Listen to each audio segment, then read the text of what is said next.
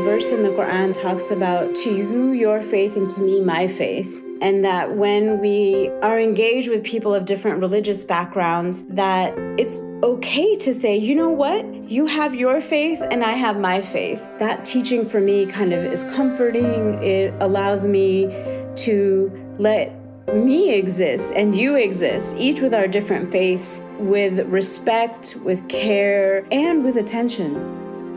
On In Good Faith, we believe that all faith traditions have something to teach us about how God is working in the world and in our lives. So join us as we listen and learn and discover how speaking with people of other faiths can strengthen our own faith and even our own practice.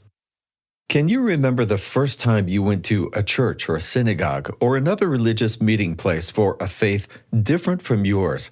I'm a little embarrassed to say that I was about 14 before I did, and I remember looking up what Lutherans believed before I went with our small high school choir group to sing at their Sunday service.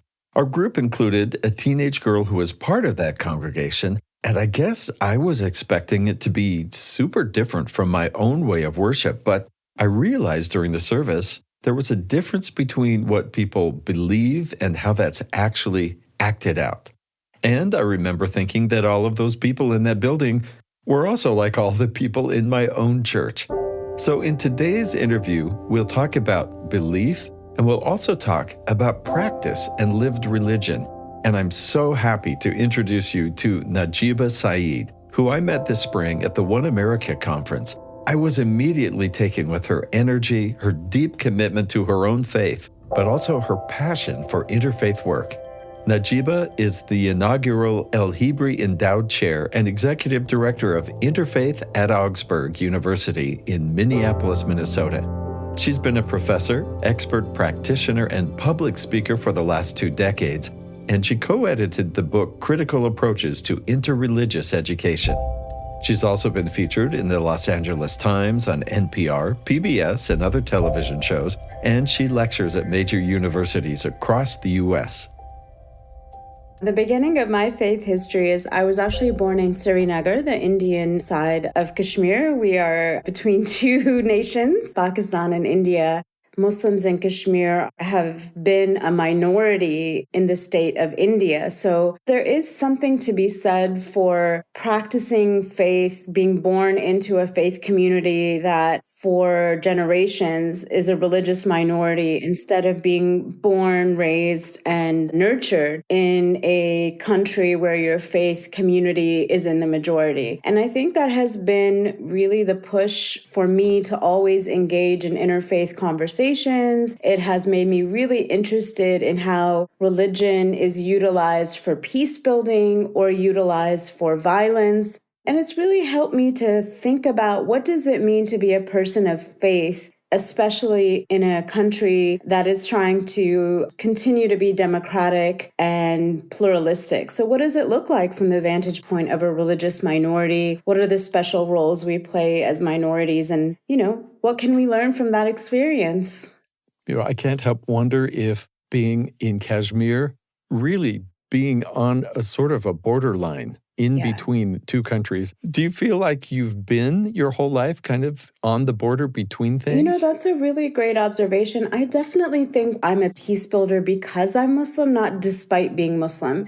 And really part of that journey comes from the fact that what I found was really important in understanding the situation in Kashmir, which earlier in 2025, not that long ago, violence erupted again between India and Pakistan. And along that border, there is one of the highest military to civilian ratios in the world. So the stakes of thinking about the role of religion in promoting peace building and as an element for democratic pluralism have been so deeply ingrained into the story of where I was born, into my transition here in the United States. And I think one of the things that has been so important for me is to be able to really articulate the fact that spirituality and religion can be forces for peace building, connection, human flourishing instead of very often, I would say, not just Islam, but religion in general is seen as a instrument and tool for violence, division, and inflicting harm. So I think there are multiple stories to be told about the role of religion in those kinds of conflicts, but also just in our community-based engagement in our own mosques, churches, and temples. How does religion heal? This book you co-edited is called Critical Approaches to Interreligious Education. And even just very beginnings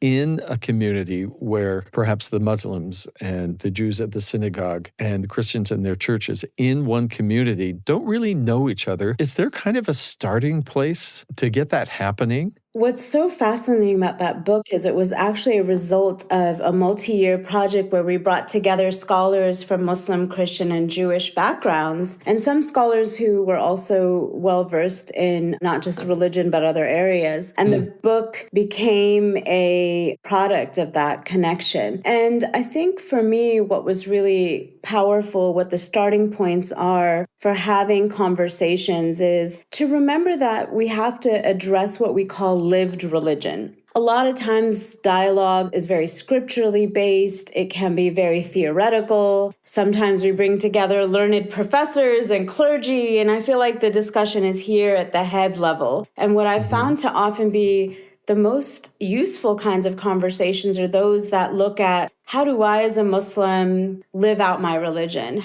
I could pick up the Bible, whether it's the New Testament or the Hebrew Bible. I could pick it up and read it for days and assign my students 20 articles on Islam. But just one trip to a mosque or bringing in a speaker who is a practicing, a rabbi or pastor, what they can share with that lived experience is profoundly instructive. And it's instructive not just about the facts and the beliefs of religion, but the emotional connection we have to the sacred. I'm always really drawn to hearing how people connect to what they consider sacred in their life, because that inspires me. If you're deeply moved to fast during Lent, if I'm deeply moved to fast during Ramadan, we don't have to fast during the same time or have the same belief, but we can inspire each other in the lived religion aspect of our lives. I love that you bring up lived religion because that's a way we can connect separate from beliefs.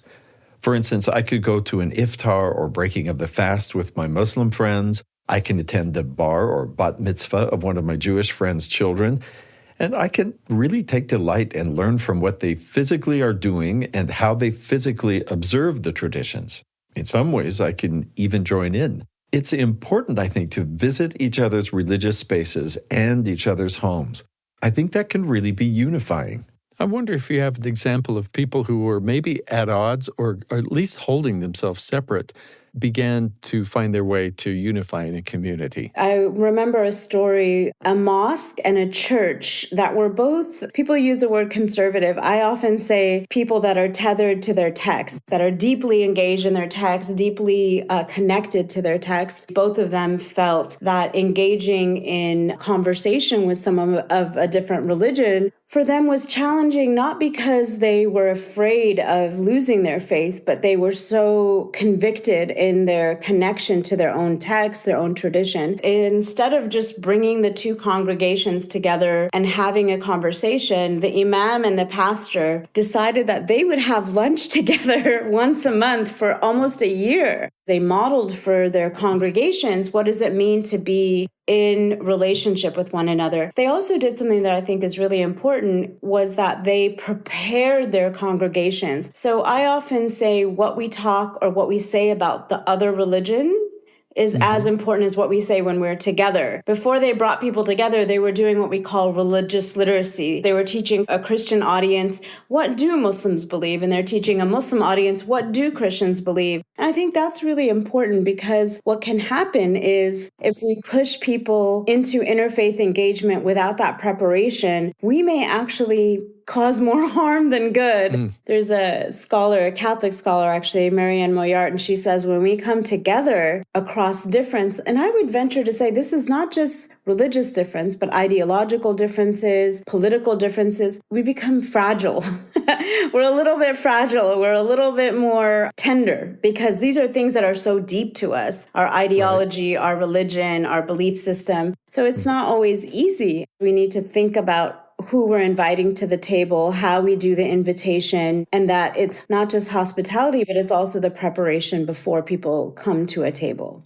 We had an interview recently with one of the directors of One America. And at the One America conference, it was really brought out by one of the leaders there that they emphasize that the answers for how to do things in your community are already existing in each of the faiths. I mean, how you treat other people is actually prescribed in each of the texts of Judaism, Islam, Christianity, and other faiths too. So it's really interesting that when these divides happen and when there is so much fear, we're going against what we're actually taught and the solutions that exist within our own faith communities and our holy texts. You said something, though, that so many people I saw light bulbs going on and they all turned around to say, who said that? And it was when you said, some of my hardest work is not interfaith community building, but intrafaith, where within one congregation, people are thinking two different ways. And maybe even, would you say, judging them as like, we're the real Christians, you're not. We're the real Muslims, you're not. Is that the kind of divide you see?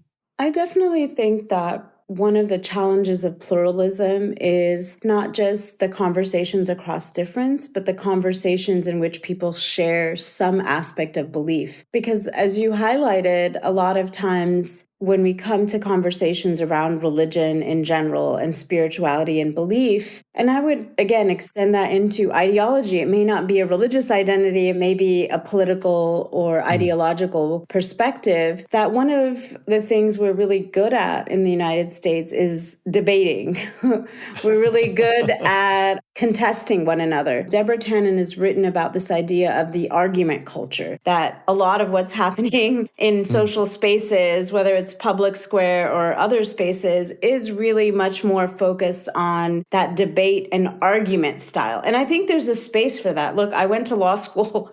My whole 3-year education was based on learning how to convince the other side of my perspective. But one thing I learned from a law school professor was she said, to be a good lawyer, you actually have to be able to have empathy and understand the other side, because then you create a much better argument. I was recently looking at the scholarship of someone who studied the Balkan conflict, and I was really struck by this idea, Paula Pickering has written about it, this idea that it's not just strong ties that prevent violence, but it's something called weak ties. We don't have to always have deep, connected understanding of one another and engagement that gets down to the depths of our souls. We also need to have weak ties. So it's fascinating if you think about that. What she was saying is, are you engaging with diversity at your grocery store? Are you engaging with diversity with colleagues in the workplace? Those are weak ties, but they are actually really important for building a pluralistic society. One thing that I thought was really fascinating, there was a survey of synagogues that are healthy. And one of the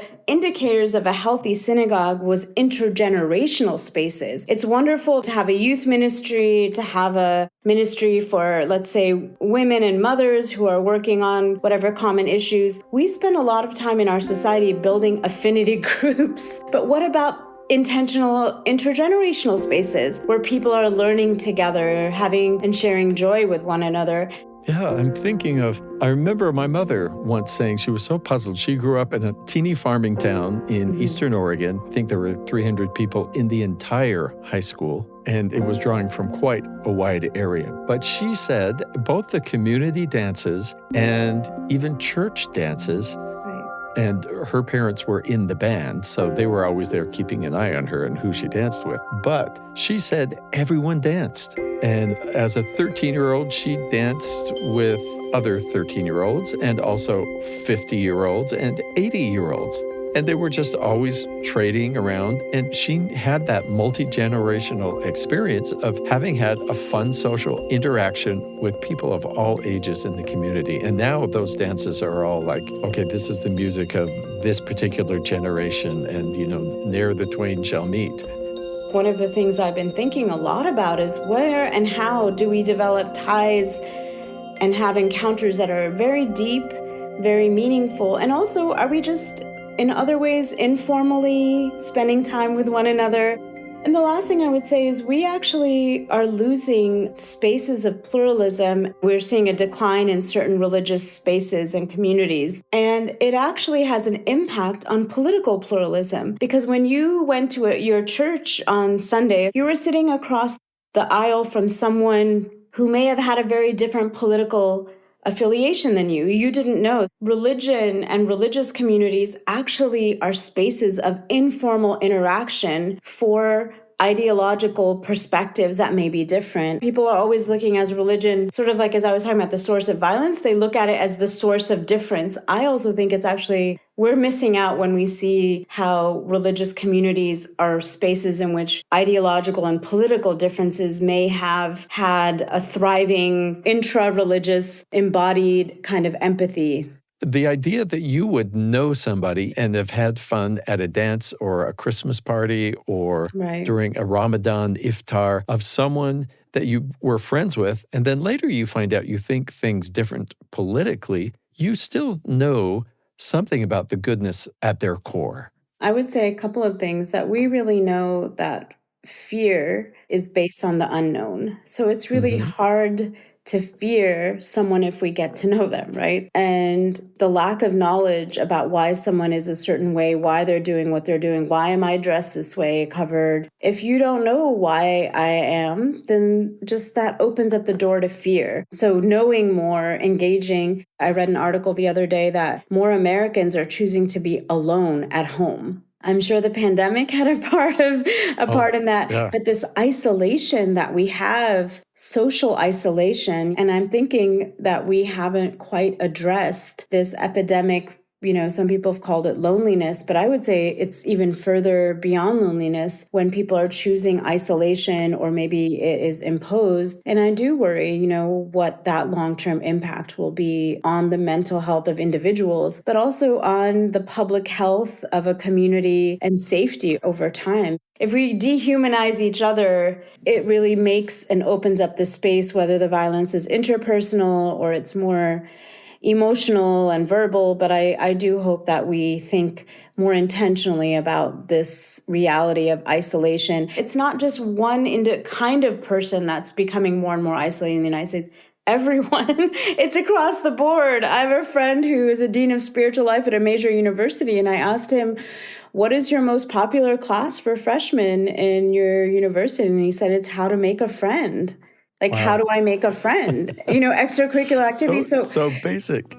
Yeah, so basic. We are all making decisions and choices. Some may be imposed, but others may be by our own volition to be isolated. And what is going to be the cost of that?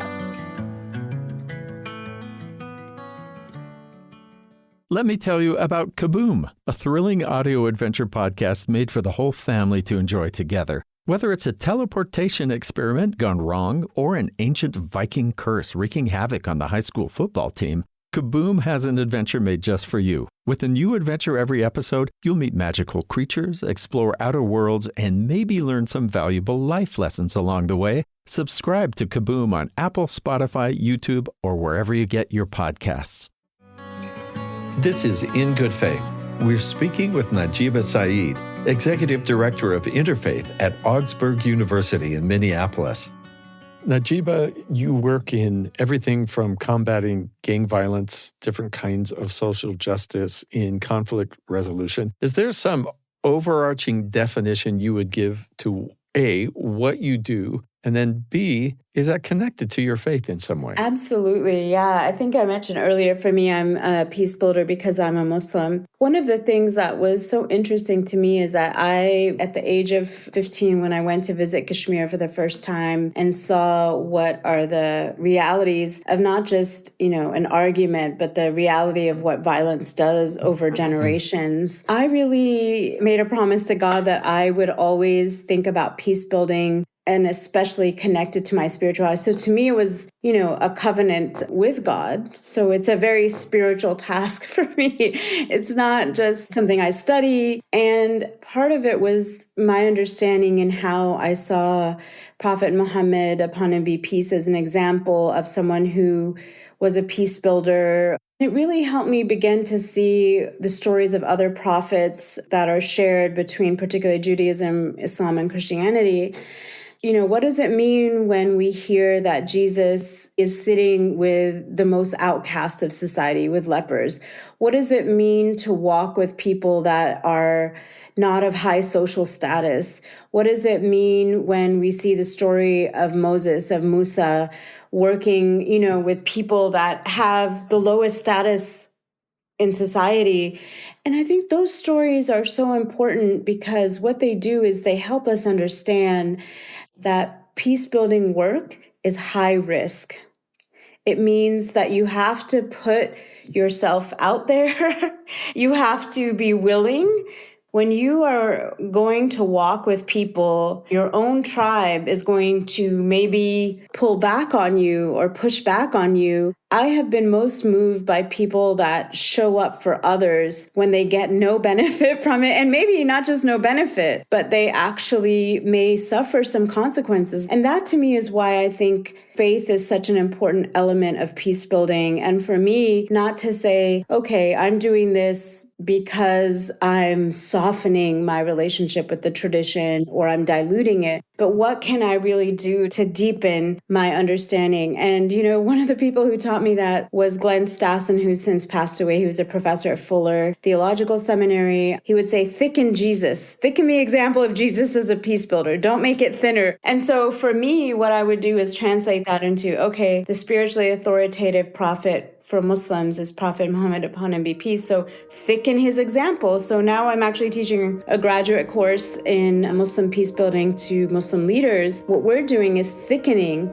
the text, the context, the practices that support peace building, really indigenous to Muslim communities. And I would encourage whoever's listening, whatever faith background you're from, what are those examples from your text, your scripture, but also the practices of people who've been leaders in your community historically that have been examples of peace building? Because one of our problems that we face is so many of the people that we celebrate as peace builders are people that have passed away 20, 30, 40 years ago. The great heroes, thinking about people that are celebrated like Dr. King, Gandhi, and others. I want to know who's the peace builder in your neighborhood. Who's the grandmother whose house, when there's gang violence, is a safe house for everyone? Who's the pastor that shows up when couples are fighting on a regular basis and is there to help heal those relationships? I mean, those are peace builders to me. Let's celebrate those folks in our local communities and amplify that kind of work, because I know it's hard. They're going to tell you it's hard. It might be nice to think of a way to celebrate our local peace builders. Well, I love that. What a great suggestion. Now, you mentioned as a very young girl wanting to take on justice and peace building. Because that was an expressed desire, do you feel like God has opened the way for you to do that? Have you felt led throughout your journey? Absolutely. I work at right now a historically Lutheran institution, the first Muslim woman to get tenure at that institution. I was the first Muslim woman hired by Claremont School of Theology, which was a Methodist institution. So I have this history of being the first Muslim in multiple Christian spaces. What I've really been struck by is something that I call embodied pluralism, where it's not a theory of pluralism. It's not necessarily a deep belief in pluralism. It's really practical. I know how to be in a space that is Christian, but I also know how to be in a space that's secular. I know how to be in so many of these kinds of spaces, and we accumulate a lot of knowledge of how to be receptive, empathetic, sometimes to understand that in certain situations, giving people the grace. Maybe I'm the first Muslim you've ever talked to. I remember one university president that I worked with, he would say, Najeeba, this is a moment for double doses of grace. And he was a Christian university president. A lot of us talk about neighborliness, but what about teachings around grace and forgiveness? How do I work with someone that may have offended me from a place of understanding before I jump into a conclusion? And I would say, think about the combination of extending grace to others and then also holding them accountable by sharing with them how it impacted you, what it means for your community when that particular idea is perpetuated and shared, and what the impact has on you. Because I think that interpersonal storytelling is so much more effective than, if I go to a group of people of another faith and I share with them statistic after statistic on how Muslims are treated in a certain situation, I think that's important. But if I can share with them stories on what does that do for a teenage Muslim kid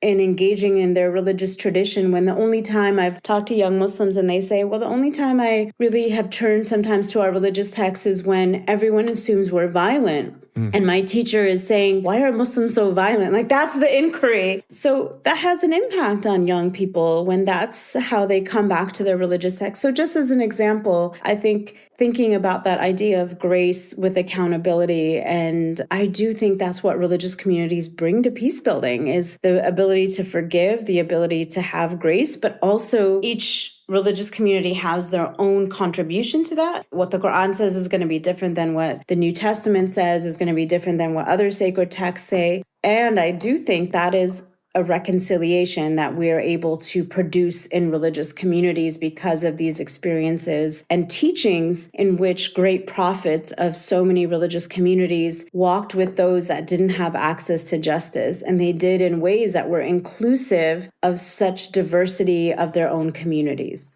Is there a particular chapter or surah in the Quran that right now is particularly guiding you or meaningful to you?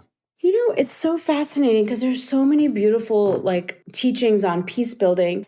Let's talk, let's have a conversation, let's be engaged with one another. And at the end of the day, it's also God created all of these differences, that there is not just one religion, that people come with different religious beliefs. That teaching for me kind of is comforting. It allows me to let me exist and you exist, each with our different faiths, with respect, with care, and with attention to not wanting to unify, or I would say flatten our belief systems, because that's another way that we actually can do violence to our belief systems, is by flattening them and asking everyone to come to one common denominator. And I don't think that's pluralism either, but that is a way that sometimes in interfaith conversations we may move in that direction. So I would just caution us to think about and engage not just in the practice of peace building, but to understand I don't have anxiety over that difference. I don't have anxiety that you, Steve, have a different faith than I do. That's part of God's plan.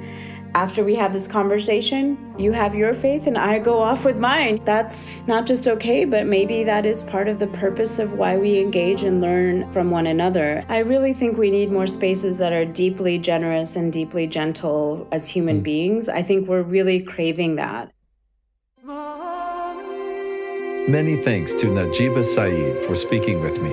This episode was produced by Heather Bigley. Our production team also includes Aaliyah Alexander, Heidi Hansen, Ocean Marshall, and James Sturdivant. Our post-production sound designers are Mark Hansen, Lauren Sandberg, and DJ Cromarty. In Good Faith is committed to the idea that we all benefit from hearing people of widely varying backgrounds share their personal experience with faith and belief. In fact, we think people with such experience deserve some of our best listening. Find us on Instagram and Facebook at In Good Faith Podcast. Subscribe to our YouTube channel for extended interviews. And we have an occasional newsletter. You could sign up for that at ingoodfaithpodcast.org. In Good Faith is a production of BYU Radio. I'm Stephen Cat Perry. I hope you join me again soon, right here in Good Faith.